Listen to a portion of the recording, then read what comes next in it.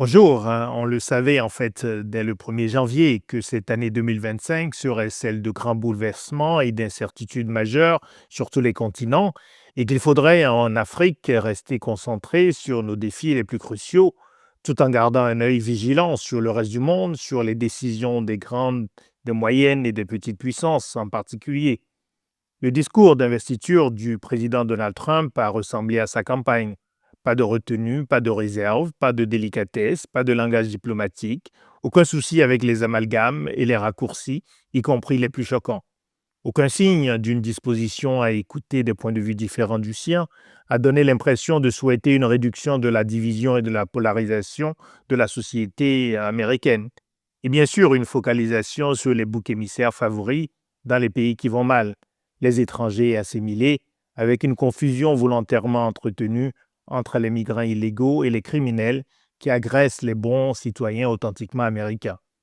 Les invités étrangers à la cérémonie d'investiture, des personnalités politiques essentiellement d'extrême droite, d'Argentine, de France, d'Italie, d'Allemagne, ont aussi confirmé la volonté d'assumer parfaitement la nouvelle orientation idéologique du pouvoir de Washington, D.C. Est-ce vraiment grave et en quoi sommes-nous vraiment concernés en Afrique? Il y a bien sûr les possibles effets des changements de politique commerciale des États-Unis, ceux des changements dans la politique d'aide au développement, de la réduction drastique des financements des États-Unis aux organisations internationales incarnant le multilatéralisme, à l'instar de l'Organisation mondiale de la santé, ou encore des effets potentiellement désastreux du désengagement des États-Unis de tous les accords et mécanismes censés lutter contre le réchauffement climatique. Il faut anticiper toutes ces conséquences, mais au-delà, l'impact le plus dévastateur est peut-être celui du signal qui est donné par la première puissance mondiale en matière de pratiques politiques internes comme de politique étrangère. Le signal donné par la forme et le fond de la gouvernance de Donald Trump, c'est le triomphe de la politique sans scrupules, sans limite d'ordre éthique, sans considération des enjeux globaux de long terme, comme la préservation de la planète ou la réduction des inégalités extrêmes à l'échelle mondiale. C'est le triomphe de la politique des intérêts nationaux exclusifs, tel que défini par les groupes au pouvoir, des groupes qui, dans le cas de Donald Trump, ne se soucient guère de faire semblant de respecter les frontières entre intérêts publics et intérêts privés.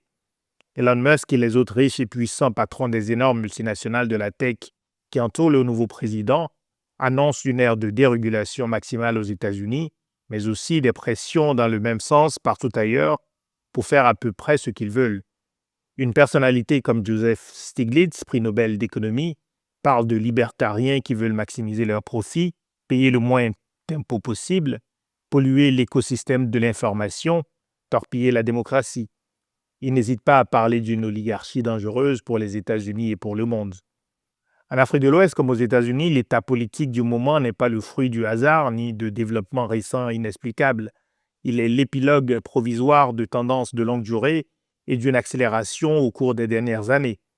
En Afrique de l'Ouest, ce 29 janvier, le Mali, le Niger et le Burkina Faso quittent formellement la CEDEAO, qui passera donc de 15 à 12 membres.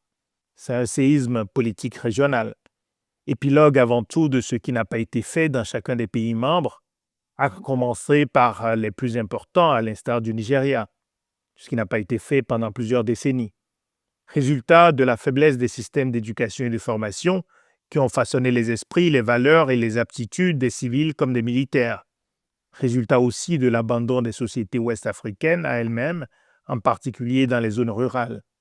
La crise de la CEDEAO est avant tout la conséquence de l'affaiblissement ou de la trop faible consolidation politique et économique de la majorité des États membres. Tout est désormais permis dès lors qu'on se pose en fervent défenseur de la souveraineté nationale et en même temps du panafricanisme. Les incohérences et les demi-vérités ne choquent personne. La sortie des 3 pays du Sahel central est un coup dur porté au projet d'intégration. Elle ne dit rien par contre sur les perspectives politiques très incertaines de ces 3 pays, comme elle ne dit rien sur la conscience des dirigeants des autres pays ouest-africains de la nécessité d'expliquer à leur population avec conviction pourquoi il faut éviter la fragmentation, pourquoi il faut préserver et renforcer la CEDEAO plutôt que de contribuer à l'affaiblir.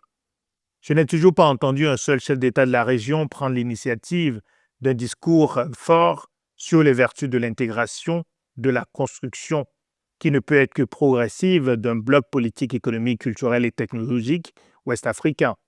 On en est plutôt au petit calcul économique et politique de court terme. Le chef de la diplomatie du Togo, pays censé accompagner le Sénégal dans des efforts de médiation pour éviter le départ des trois pays sahéliens, a choisi ce moment pour déclarer que son pays pourrait rejoindre la Confédération des États du Sahel et pour pronostiquer un soutien à 70% des populations togolaises à une telle perspective. Les citoyens togolais n'ont pourtant pas été consultés sur un sujet peut-être plus crucial pour eux, leur nouvelle constitution consacrant un changement de système politique. L'Afrique de l'Ouest est déjà très fragile, du Nigeria à la Guinée-Bissau, du Sahel aux pays côtiers.